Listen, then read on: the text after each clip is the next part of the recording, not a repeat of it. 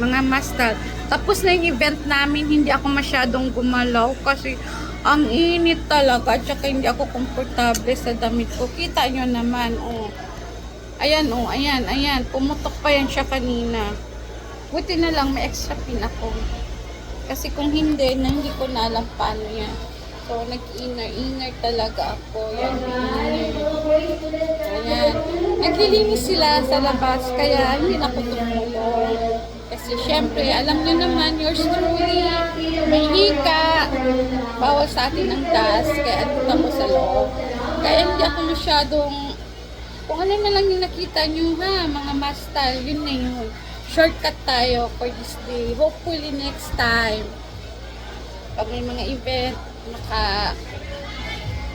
lakad-lakad ako. Pagod kasi mainit talagang araw kanina. Mahirap. First time ko gumamit. First time ko. Alatan, bumakot pa talaga. See you!